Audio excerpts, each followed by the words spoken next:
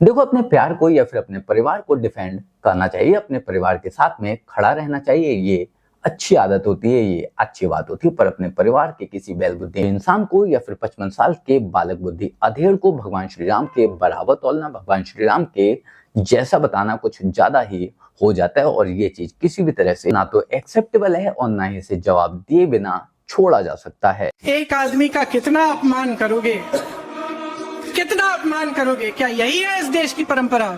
आप परिवारवादी कहते हैं, तो भगवान राम कौन थे? क्या भगवान राम परिवारवादी थे? कहाँ भगवान राम और कहाँ राहुल गांधी, तो कुछ तो सोचना चाहिए। भगवान राम परिवार के लिए थोड़ी थे। क्या लिखा है रामचरितमानस में जब भगवान राम का जन्म हुआ? विप्रधेनु सुर संत हित लीन मनुज अवतार निज इच्छा निर्मित तनु माया गुण गोपाल, संपूर्ण विश्व के कल्याण के लिए वो आए। और एक और बात कहूं, तुम्हारा भाई यदि गलत है, इसके बावजूद आप अपने भाई के पक्ष में खड़े हैं, ये राम की नहीं रावण की परंपरा है। कुंभकर्ण को पता था मेरा भाई रावण गलत है, फिर भी उनके साथ खड़े। दरअसल हमारे आज के इस डिबेट में, जो कि थोड़ा सा पुराना है, सुधांशु त्रिवेदी प्रियंका गांधी के उस स्टेटमेंट का जवाब दे रहे थे जिसमें प्रियंका गांधी भगवान श्री राम के बराबर राहुल गांधी को बता रही थी और दोनों को परिवारवादी बता रही थी, सिर्फ इस वजह से कि भगवान श्री राम राजा थे, राजा दशरथ के बाद वो राजा बने। इसने राहुल गांधी को भी उनके समकक्ष तौल दिया, उनके बराबर बता दिया, जिसको लेकर सुधांशु त्रिवेदी जी ने फैक्ट्स के साथ में इसकी ऐसी की तैसी कर डाली। सुधांशु त्रिवेदी ने इस इंटरव्यू में न सिर्फ प्रियंका गांधी को एक्सपोज किया बल्कि पूरी कांग्रेस की धज्जियां उड़ा दी हैं, पूरी कांग्रेस को बुरी तरह से जलील किया है, इस तरह से धोया है कि आप ये वीडियो एंड तक जरूर देखेंगे। बाकी क्या हुआ हमारे आज के इस इंटरव्यू में, इस डिबेट में, आप खुद देखिए। राहुल गांधी ने कहा कि वो नफरत के बाजार में मोहब्बत की दुकान खोल रहे हैं और आप तो पूरी दुकान ही बंद करवाने पर आ गए। राहुल गांधी जी ने जो ये बोला था कि नफरत के बाजार में वो मोहब्बत की दुकान सजाने आए हैं, और उस दुकान में सामान कौन कौन से थे? देखिए, केरल से शुरू हुए। केरल में सबसे पहले उनकी तथाकथित भारत जोड़ो यात्रा में वो शख्स सम्मिलित हुआ जिसने सड़क पे बीफ पार्टी की थी। अब देखिए, केरल में वो फादर जोसेफ के घर पे नहीं गए जिसके हाथ काट दिए गए थे। वो तमिलनाडु में प्रवेश करते हैं तो फादर जॉर्ज पुनिया के घर पे जाते हैं, उसको साथ में लेते हैं, जो कहता है कि भारत की धरती इतनी अपवित्र है कि मैं जूता इसलिए पहनता हूं कि टच ना हो जाए। सोचिए, कर्नाटक में आते हैं तो उनका पूर्व कार्यकारी अध्यक्ष कहता है हिंदू शब्द गंदा है। महाराष्ट्र में आते हैं तो वीर सावरकर के बारे में पता नहीं क्या क्या अनाप शनाप नफरत बोलने लगते हैं।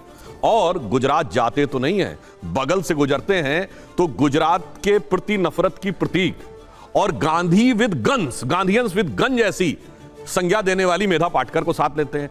तो मैं पूछना चाहता हूं जनाब, ये इतने जहर बुझे सामानों के द्वारा कौन सी मोहब्बत की दुकान सजा रहे थे? कि आखिर ऐसा क्यों है कि जांच एजेंसियों को केवल विपक्ष के नेता मिलते हैं?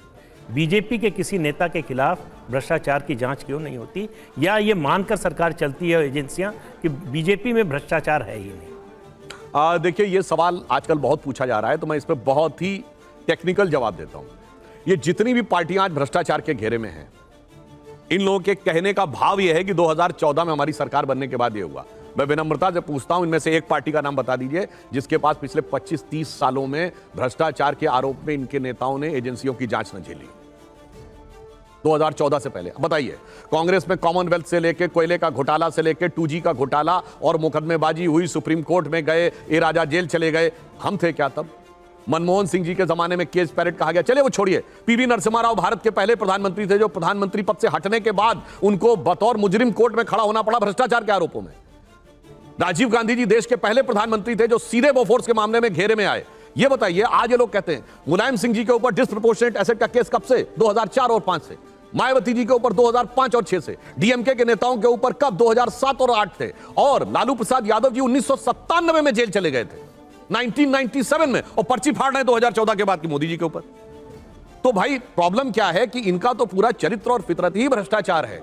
देखिए, ये इन पार्टियों की एक बड़ी खास बात है, नाम लेना है जाति का, आगे करना है परिवार को, और सत्ता में आने के बाद भ्रष्टाचार करना है।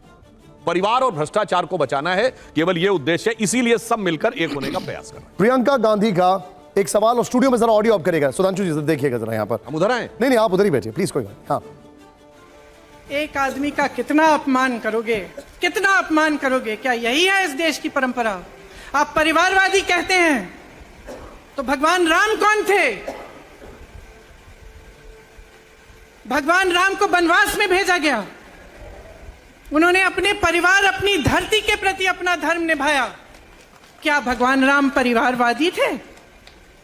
क्या पांडव परिवारवादी थे कि वो अपने परिवार की संस्कारों के लिए लड़े?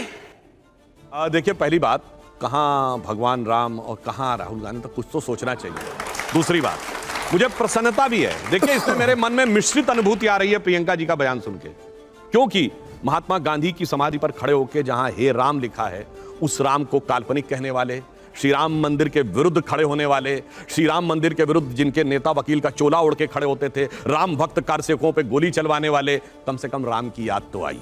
ये मेरे लिए सुखद अनुभूति है। अब परंतु मुझे यह लगता है कि उनके मन में जो भाव आया, शायद भारतीय संस्कृति का उनको पता ही नहीं है। अरे भगवान राम परिवार के लिए थोड़ी थे। क्या लिखा है रामचरितमानस में जब भगवान राम का जन्म हुआ? विप्रधेनु सुर संत हित, लीन मनुज अवतार, निज इच्छा निर्मित तनु, माया गुण गोपार, संपूर्ण विश्व के कल्याण के लिए वो आए। और एक और बात कहूं, तुम्हारा भाई यदि गलत है, इसके बावजूद आप अपने भाई के पक्ष में खड़े हैं, यह राम की नहीं रावण की परंपरा है। कुंभकर्ण को पता था मेरा भाई रावण गलत है, फिर भी उनके साथ खड़े थे। सुनिए, और पांडवों की परंपरा क्या है कि मेरे भाई यदि गलत हैं तो मैं उनसे भी लड़ जाऊंगा, क्योंकि अभ्युत्थानम अधर्मस्य तदात्मानम सजाम्यहम्। कांग्रेस की गति जानते क्या हो गई? महाभारत में एक बड़ी प्रसिद्ध उक्ति है कि जब दुर्योधन है, उससे कहते हैं विदुर, भाई तुमको भी तो शास्त्र पढ़ाया गया है, धर्म क्या है, सत्य क्या, तुम्हें नहीं पता क्या? तो दुर्योधन कहता है, जानामि धर्मम नच में प्रवृत्ति, जानामि अधर्मम नच में निवृत्ति। सत्य और धर्म क्या है मुझे पता है, पर मेरी उसमें प्रवृत्ति नहीं है। असत्य और अधर्म क्या है मुझे पता है, मेरी उससे निवृत्ति नहीं है। तो वही कारण है कांग्रेस के लिए यह तथाकथित सत्याग्रह में न सत्य के लिए प्रवृत्ति है, न असत्य से निवृत्ति है। एक लाइन में कहूं, बूढ़ा वंश इंदिरा का उपजा राहुल लाल, सारी लुटिया डुबो दई है, ऐसा किया कमाल।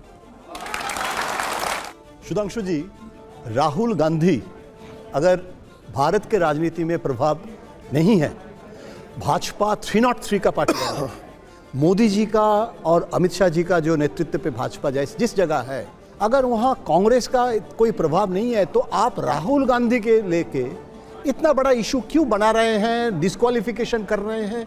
और उसके कारण प्रतिपक्ष जो यूनाइटेड नहीं थे, उसको आप कर्नाटक चुनाव के पहले यूनाइटेड कर चुके हैं।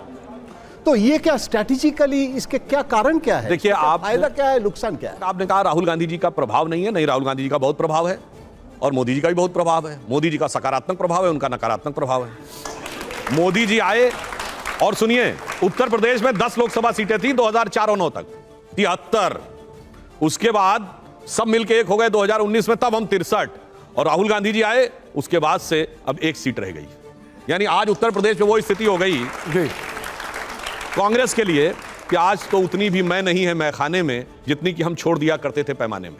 अब आप ये कह रहे हैं कि साहब हम उनकी बातों का जवाब क्यों दे रहे हैं, क्यों रिएक्ट कर रहे हैं? हम तो बड़ी सिंपल सी बात कह रहे हैं, सत्ताधारी दल पर सारे विपक्षी दल अटैक कर सकते हैं, हम सारे दलों का उत्तर देंगे। जो मुख्य विपक्षी दल है उसको मुख्य उत्तर देंगे। यद्यपि टेक्निकली लोकसभा में नहीं, पर राज्यसभा में तो टेक्निकली मुख्य विपक्षी दल, और यह यथार्थ है कि कांग्रेस मुख्य विपक्षी दल है। या तो कांग्रेस कह दे कि हम मुख्य विपक्षी दल नहीं है, तो हम मुख्य उत्तर उनको देना बंद कर देते हैं।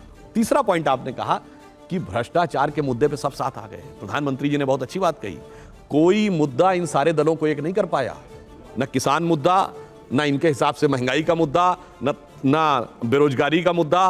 क्या कर पाया? ईडी ने एक कर दिया। कारण जानते क्या है? अरे कोई साथ में नहीं आया है जी, सब अपने अपने दर्द से बेहाल हैं। वो गीत नहीं सुना है, कौन रोता है किसी और की बात पे दोस्त, सबको अपनी ही किसी बात पे रोना आया। और इतना नहीं, उनके आगे की लाइन क्या है?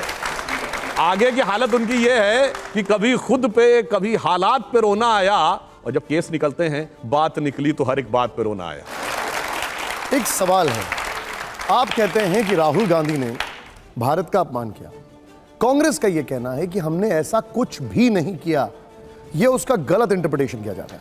देखिए, शब्द यह था कि the so called defenders of democracy, Europe and America, why they are not reacting and the majority of democracy has finished in India. यही वर्ड था ना, इसमें तो कोई किंतु परंतु नहीं। अब ये बताइए, जो लोग ये कहते हैं कि बोलने की आज़ादी नहीं है, आज तो डिजिटल डाटा अवेलेबल है। पिछले 9 वर्षों में प्रधानमंत्री श्री नरेंद्र मोदी जी के विरुद्ध जितने कड़वे घटिया अपशब्दों का प्रयोग, जितने जलवाए जलाल के साथ, पूरे जमाल के साथ कांग्रेस नेताओं ने आके बोले हैं, और अब तो इतना ही नहीं हो गया है, अब तो वो साहब भाजपा नहीं एंकरों को भी धबेड़ देते हैं और फिर कहते हैं बोलने की आजादी नहीं। ये कितना यथार्थ के विपरीत है। और दूसरा मुझे दुख इस बात का है, आपको पता है इस देश दुनिया में कितने % पॉपुलेशन डेमोक्रेसी में है? केवल 30%, जिसमें 16% हम हैं। अगर भारत को हटा दिया सिर्फ 14% है। Look at the entire eastern hemisphere, eastern Europe से जापान, सिर्फ 3 देशों में सस्टेनेबल कांस्टेंट डेमोक्रेसी है, जापान, ऑस्ट्रेलिया और भारत। ऑस्ट्रेलिया तो एक्सटेंशन ऑफ यूरोप है, जापान में भी कॉन्स्टिट्यूशनल मोनार्की है, pure absolute consistent democracy in the entire eastern hemisphere. हमारे डिफेंडर्स ऑफ डेमोक्रेसी हम है भाई, वो कौन होते बोलने वाले? और इनकी आदत यही नहीं है। जब इनकी सरकार थी तब याद करिए भारत के 60 सांसदों ने यूएस सीनेट को लिख के भेजा था कि मोदी जी को वीजा मत दीजिएगा, जबकि मोदी जी ने वीजा के लिए कभी जिंदगी में अप्लाई नहीं किया था। ये क्या था? भारत की संप्रभुता का अपमान, भारत के लोकतंत्र का अपमान, भारत की न्याय व्यवस्था का अपमान, कि आप दूसरे देशों में जाके गुहार लगाते हैं। इसलिए हमने कहा यह भारत का अपमान था और यह आपकी फितरत है पहले से लेके और आज तक।